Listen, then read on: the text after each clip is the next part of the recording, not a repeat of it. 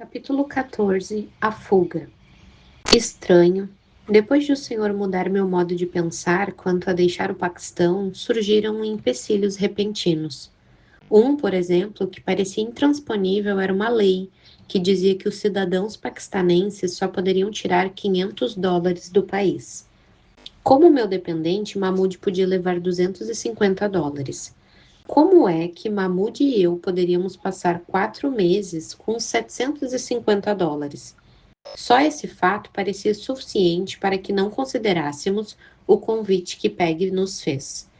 Alguns dias depois, Peg convidou-me a visitá-la em sua casa. Enquanto conversávamos, o nome do Dr. Christie Wilson foi mencionado. Ela também o conhecia. Eu estava bastante preocupada com ele, pois tinha ouvido dizer que havia sido expulso do Afeganistão pelo governo muçulmano, que então havia destruído a igreja para os estrangeiros que ele construíra em Cabul. Você tem alguma ideia de onde ele está? Perguntei. Não faço a mínima ideia, disse Peg. Nesse instante o telefone tocou. Peg foi atender, voltou com os olhos esbugalhados. Sabe quem era? Perguntou ela. Era o Dr. Christie Wilson. Superado o espanto que esse fato ocasionou, começamos a indagar de nós mesmas se isso não era mais do que apenas uma coincidência. O Dr. Wilson, disse Peg, ia justamente passar por Lahore. Desejava fazer-lhe uma visita. É claro que fiquei contente, porque sempre era bom ficar a par das notícias, mas eu tinha um sentimento intuitivo de que ia ocorrer mais do que apenas uma conversa casual. Tivemos uma reunião maravilhosa na casa de Peg no dia seguinte. Contei ao Dr. Wilson os últimos acontecimentos em Vá e em minha própria vida. Então Peg mencionou que estava tentando me persuadir a ir com ela aos Estados Unidos. Ele ficou bastante entusiasmado com a ideia. Há vários problemas, entretanto, disse Peg. O primeiro é a lei que diz que Bilkis só pode tirar $500 do país. Será que, disse o Dr. Wilson acariciando seu queixo, tenho alguns amigos que podiam. Bom, talvez eu pudesse enviar um telegrama. Conheço um homem na Califórnia. Enfim, depois de alguns dias, Peg telefonou toda entusiasmada. Bilks, gritou ela, está tudo arrumado. O Dr. Bob Pierce dos Bons Samaritanos vai custear todas as suas despesas. Você acha que pode se aprontar para partirmos em 7 dias? 7 dias? Subitamente, a enormidade da ideia de deixar minha terra natal me invadiu, pois ainda estava convencida de que se chegasse a partir, seria em definitivo. Vá, meu jardim, meu lar, minha família. Podia eu completar seriamente a ideia de deixá-los? Sim, podia. Não podia considerar nada mais se tivesse verdadeiramente convencida de que essa era a vontade de Deus, pois eu sabia o que aconteceria se eu desobedecesse deliberadamente. Sua presença iria desaparecer. Nas 24 horas seguintes, pareceu surgir outra confirmação. Khalid disse-me enquanto jantávamos que havia somente um detalhe a ser resolvido, então todos os problemas imobiliários estariam terminados. Penso que a senhora pode dizer com segurança, mamãe, disse Khalid, que a partir de hoje se desfez das propriedades que desejava vender. Então, subitamente, as portas foram fechadas, não por Deus, mas pelo meu país. Foi instituída outra lei que dizia que nenhum paquistanense poderia sair do país a menos que tivesse pago o imposto de renda. O meu havia sido pago, mas precisava de um recibo do Estado. Tinha de obter um certificado de pagamento do imposto de renda. Somente com esse certificado em mãos poderia comprar passagens para os Estados Unidos.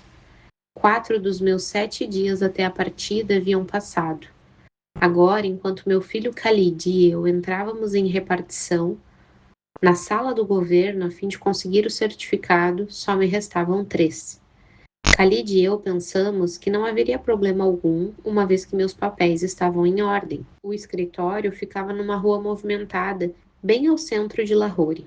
Entretanto, ao entrar naquele edifício, algo pareceu-me estranho. Estava quieto demais para um escritório burocrático comum, onde atendentes correm de um lugar para o outro e sempre parece que alguém está discutindo com o escrituário.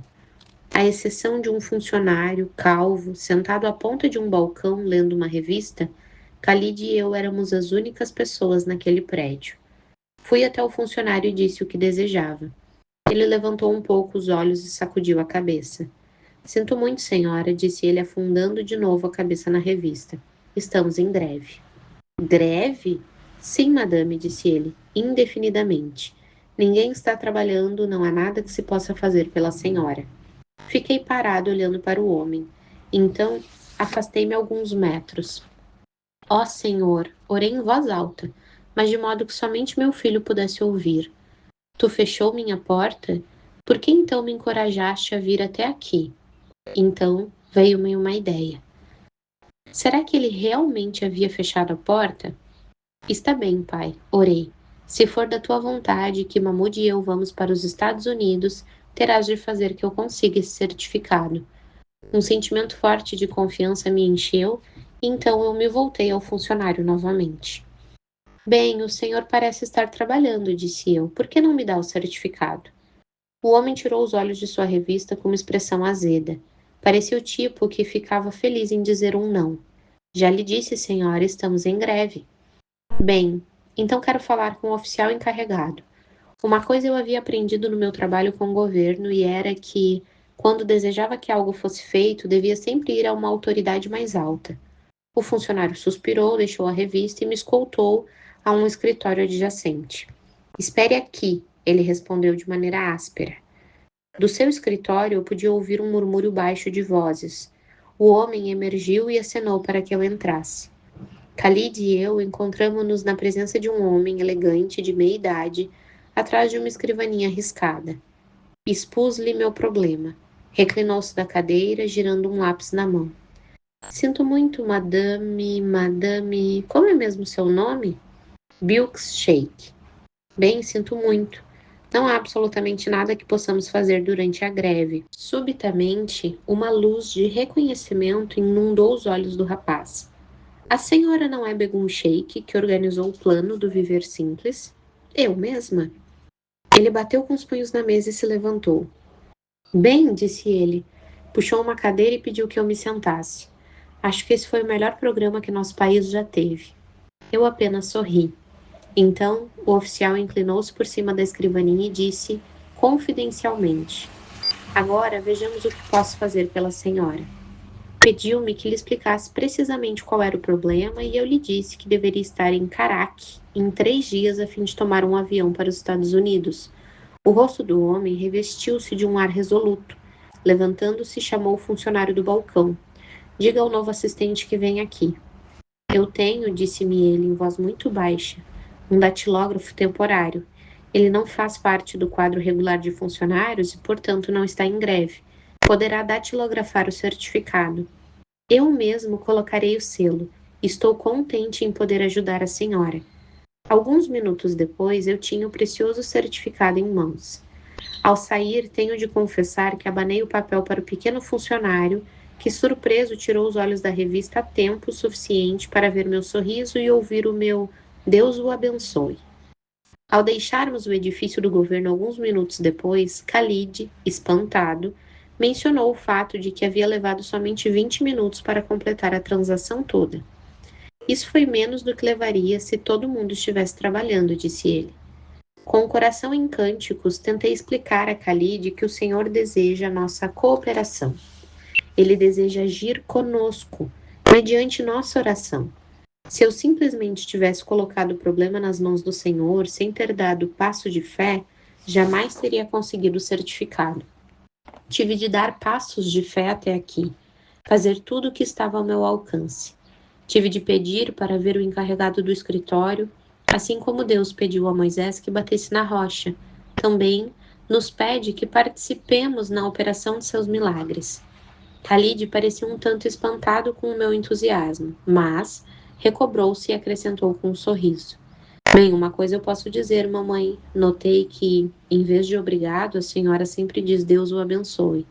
E sua voz, ao dizer isso, é a coisa mais linda que eu já ouvi. Agora que todos os meus papéis estavam prontos, desejei fazer uma viagem rápida a Vá a fim de me despedir, pois a essa altura estava convencida de que essa viagem levaria mais do que 4 meses. Entretanto, ao mencionar o assunto, Khalid disse: "A senhora não ouviu falar da inundação?" Chuvas torrenciais haviam caído na região entre Lahore e Vá. Muitos quilômetros de terra estavam inundados. O tráfego estava todo bloqueado. O único transporte disponível era o do governo. Meu coração ficou esmagado. Não me seria permitido nem dizer adeus. O Senhor pedia-me que saísse rapidamente como Ló e dizia-me que nem olhasse para trás. Tinha planejado partir de Lahore na sexta-feira pela manhã, 2 dias depois. Voaria até Karachi, de onde sairia para os Estados Unidos. Peg e seu filho começariam a viagem em Nova Delhi. Seu avião, com destino a Nova York, faria escala em Karachi e Mahmoud e eu tomaríamos aí o avião. Na manhã de quinta-feira, entretanto, um impulso forte e incomum tomou conta de mim, dizendo-me que não esperasse. Minha ansiedade concentrava-se em Mahmoud. Certamente que a eficiência da ramificação dos criados havia levado a notícia vá de que nós não estávamos fazendo uma simples visita a Lahore, que iríamos, na verdade, deixar o país. Era provável que parentes podiam tentar tirar Mahmoud de minha influência corruptora. Seria eu detida por algum pretexto familiar? Um forte sentimento de perigo se apossava de mim. Não, eu não esperaria. Partiria nesse mesmo dia. Iria a Caraque, ficaria na casa de amigos, evitaria tanto quanto possível ser vista. De modo que na mesma tarde, depois de fazermos as malas, Mahmoud e eu dissemos adeus a Khalid e a sua família e corremos para o aeroporto. Voamos de Lahore com um sentimento definido de alívio. Estávamos a caminho. Caraque era, como me lembrava, uma cidade à beira-mar aninhada contra o Oceano Índico, uma mistura do antigo com o novo. Camelos desajeitados lado a lado com carros de luxo, bazares cheios de moscas esvoaçantes próximos a lojas elegantes com as últimas modas de Paris. Perfeito. A cidade era grande o suficiente para sermos tragados por ela.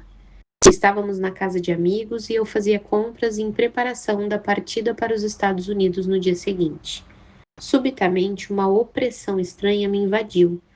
Fechei os olhos e apoiei-me numa parede pedindo a proteção de meu senhor. Foi-me dada a orientação de que deveria ir para um hotel nessa noite. Tentei desfazer-me desse sentimento. Isso é tolice, disse a mim mesma. Então, lembrei-me da história dos magos do Oriente que haviam sido avisados em sonho que partissem por outra estrada. Logo depois, alojávamos-nos no hotel Air France, no aeroporto de Karachi. Levei Mahmoud para o quarto tão rapidamente quanto foi possível, pedi que nossas refeições fossem servidas ali e juntos simplesmente esperamos. Mahmoud parecia inquieto. "Por que temos de ser tão reservados, mamãe?" ele me perguntou. "Simplesmente acho que devemos ficar quietos por um pouco de tempo. Só isso, meu filho." Nessa noite, antes do voo, na cama, acordada, eu meditava. Por que estava tão apreensiva? Não havia motivo verdadeiro para isso. Será que meus nervos estavam me dominando? Estava eu reagindo exageradamente às ameaças do passado? O incêndio me traumatizou? Meu sono foi inquieto e durou somente umas poucas horas. Às 2 da madrugada, já estava em pé, vestida, de novo impulsionada por um forte sentimento de urgência. Novamente, sentia-me ridícula. Não era do meu feitio. A única explicação que eu tinha é que a hora tinha chegado de deixar o hotel e que estava sendo impelida pelo senhor. Vesti Mahmoud, ainda meio adormecido, e coloquei nossas malas junto à porta para que o carregador as levasse. Eram 3 da madrugada. O voo sairia às 5. Mahmoud, ainda meio dormindo, e eu esperávamos em frente ao hotel um táxi que nos levaria até o aeroporto. Olhei para a pálida lua e indaguei de mim mesma se essa seria a última vez que veria a lua em meu próprio país. Uma brisa matinal trazia o perfume de narcisos e meu coração clamava, pois percebia que não veria meu jardim nunca mais. Finalmente o porteiro veio e nos trouxe até o táxi. Mahmoud e eu entramos. Orei enquanto zigue-zagueávamos através do trânsito. Embora fosse bem cedo, já era intenso o tráfego das avenidas que levavam ao aeroporto. Quando carros paravam ao nosso lado nos sinais fechados, Eu nervosamente abaixava-me um pouco mais.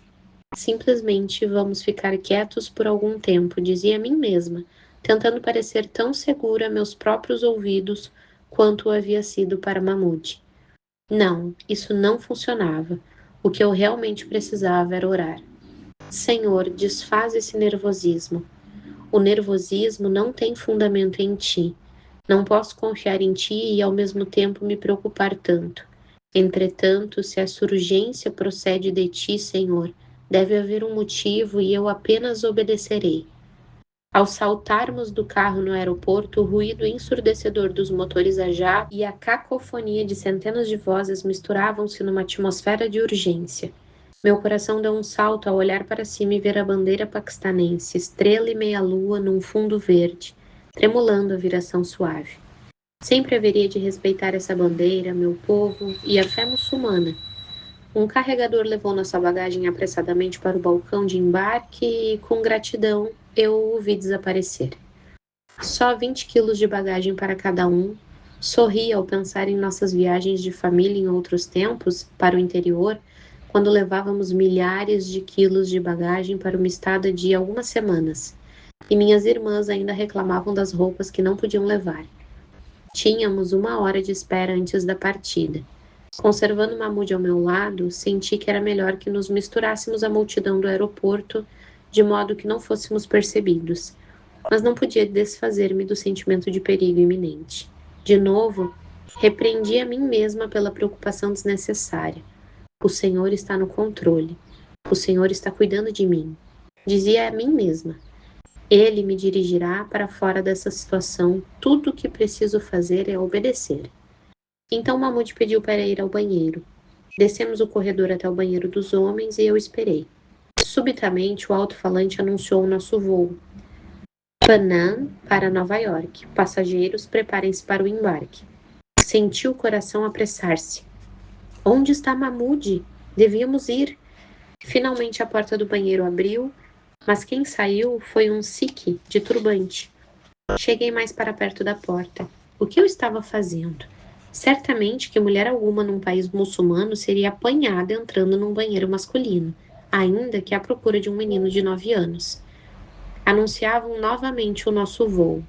Panam, para a cidade de Nova York, todos os passageiros devem dirigir-se ao portão de embarque. Oh, não! Meu coração clamava. Eu tinha de fazer algo. Empurrei a porta do banheiro dos homens e gritei: Mahmoud! Uma vozinha respondeu: Já vou, mamãe. Logo, Mahmoud saiu. Onde você estava? Por que demorou tanto? Eu gritei. Não tinha importância. Não esperei resposta. Tomei a mão do menino e saímos correndo. Descemos apressadamente o longo corredor até o portão de embarque. Estávamos entre os últimos passageiros a embarcar. Nossa, mamãe, gritou Mahmoud. Que nave! Que nave! Ele estava certo. O 747 era enorme. Estávamos emocionados. Nunca tinha visto um avião tão grande. No instante em que ia entrar no avião, hesitei por um segundo, sentindo o último toque do solo paquistanense. Contudo, tínhamos de continuar andando. Dentro do avião, que para mim parecia um auditório, uma aeromoça nos levou aos nossos assentos. Onde estaria Peggy? Que faria eu nos Estados Unidos sem ela? Então, lá estava ela. Vinha pelo corredor ao nosso encontro. Peggy abriu os braços e me abraçou. Oh, preciosa senhora! Exclamou ela. Eu estava tão preocupada, não pude vê-la na multidão no portão de embarque. Expliquei o que tinha acontecido e Peggy pareceu aliviada. Apresentou-nos a seu filho que a acompanhava. É uma pena que não possamos sentar juntos, disse ela. Tivemos de aceitar os lugares que nos deram. Francamente, não importava. Minha mente estava totalmente absorta em outras coisas. Ocupava-se inteiramente com o fato de eu estar deixando minha terra natal. Sentia-me triste, é verdade, mas ao mesmo tempo completa. Não podia compreender tal sentimento. Logo, Mahmoud estava sendo ele mesmo. Fez amizade com uma aeromoça que o levou à cabine de piloto. Mahmoud voltou maravilhado. Fiquei contente por ele. A aeromoça pediu-nos que apertássemos o cinto de segurança. Olhei para fora da janela e vi os primeiros raios da aurora dardejando o céu oriental. Os motores ressoaram e uma onda de emoção me encheu. Nossa nave começou a descer a pista, olhei para trás de mim, mas não pude ver Peg. No entanto, O rosto de Mahmoud estava comigo, próximo ao meu, que brilhava de emoção enquanto os motores a jato explodiam em trovoada na decolagem. Tomei a mão de Mahmoud e orei. E agora, Senhor? De novo invade-me o sentimento de completude. Me tiraste de minha pátria como Abraão. Não sei o que vem em seguida, porém estou completa, satisfeita por estar contigo. Naquele instante, nem o embaraço das lágrimas, nem o nervosismo me incomodavam.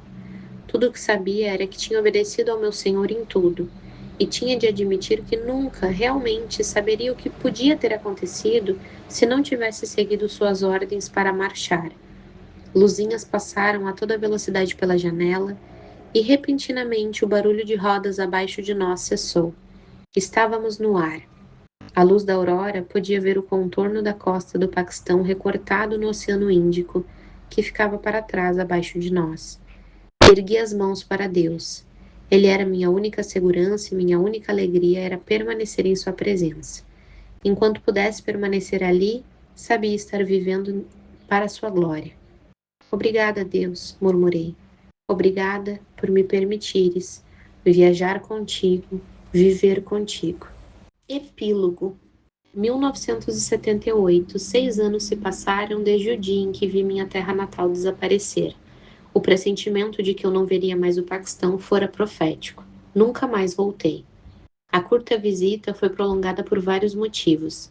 Em primeiro lugar, meus amigos advertiam-me de que era melhor para mim Mahmoud, um jovem robusto agora de 15 anos de idade chamado David, que não voltássemos. Outras pessoas e autoridades em meu país haviam me dado mensagens semelhantes.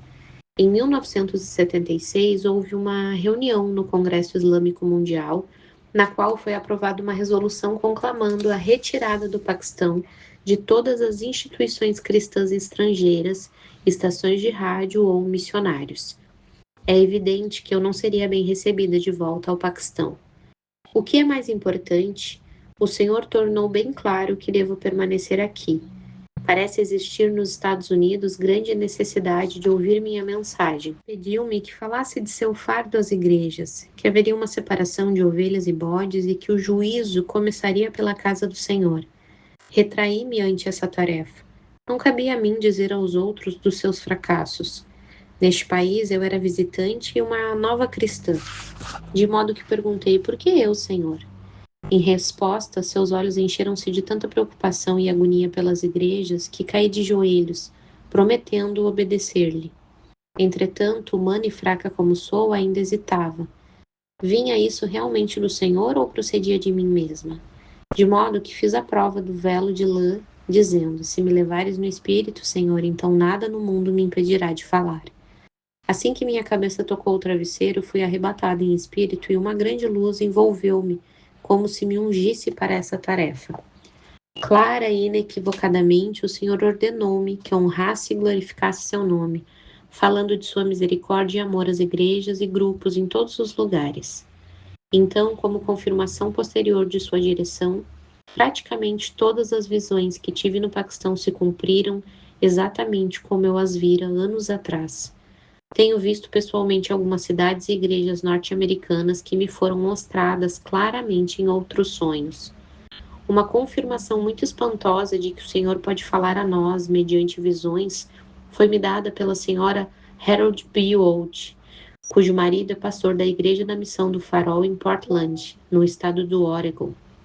Ela escreveu me contando uma visão que teve nos Estados Unidos, mais ou menos na época em que o Senhor falou comigo pela primeira vez no Paquistão, alguns anos atrás. Eu andava e orava em minha sala de estar, ela me escreveu, quando subitamente o poder do Senhor veio sobre mim tão fortemente que senti como se meus pés não tocassem o chão. À minha frente estava a visão mais linda. Era uma mulher de pele mais escura, usando um sari. De alguma forma eu sabia que ela pertencia à nobreza. Estava de frente para mim e ficou ali parada por um longo tempo. E eu sabia que ao encontrá-la, haveria de reconhecê-la. Quando você veio falar em nossa igreja, eu a reconheci como a senhora da minha visão. Hoje, vivo um instante de cada vez, esperando para ver o que o Senhor há de fazer em seguida comigo e com o meu tempo. Uma coisa eu sei: Devo testemunhar dele, ainda mais. Devo estimular os norte-americanos a reconhecerem a liberdade que têm de adorar a Cristo. E também devo orar por meu próprio país. Não posso testemunhar ao povo de lá diretamente, mas quando alguns vêm me visitar, como já fizeram minhas filhas, Toone, Cálida, e meu filho Khalid planeja fazer, então posso falar livremente. Outros de minha família e amigos provavelmente nunca mais verei, mas oro por eles regularmente. Oro por todo o povo muçulmano, tão perto de Deus e ainda assim tão longe. Um povo que acredita ser a salvação uma provação que nunca termina de boas obras. Oro para que encontrem o Cristo vivo, que é a salvação, e que o encontre antes de sua segunda vinda. Penso muito em Nurjan e Haisham, e em todos os cristãos que deixei para trás. Ao mesmo tempo que me preocupo com eles em seu andar solitário, tenho a certeza de que o Senhor está cuidando deles também, pois prometeu isso em João capítulo 14, verso 18. Não vos deixarei órfãos, voltarei para vós. Passei uma procuração a Toone e pedi-lhe que separasse fundos para o salário de um ano dos empregados. Todos haviam se tornado como membros de minha família e eu queria fazer tanto quanto podia para que começassem com segurança em seus novos empregos. Meus jardins e minha casa? Bem, sei que os jardins de Vá foram desapropriados pelo governo por causa de seu significado histórico. Mas, quando pergunto acerca de minha casa, onde me encontrei com o Senhor, dão-me respostas bem vagas. Talvez minha família e amigos não desejam que eu saiba da triste condição em que se encontra. O que eles realmente não podem compreender é que Vá agora pertence ao passado. As coisas do mundo já não têm sentido para mim. O meu novo lar é com o Senhor. Minha família em Cristo é minha nova família. Estou vivendo a nova Jerusalém. É um lugar onde tenho de tudo e ao mesmo tempo não tenho nada. Tenho aprendido dolorosamente, passo a passo, que quando não temos nada, então é que o Senhor pode realmente começar a operar por meio de nós, pois é nesse instante que começamos a viver com maior segurança a plenitude de Sua glória.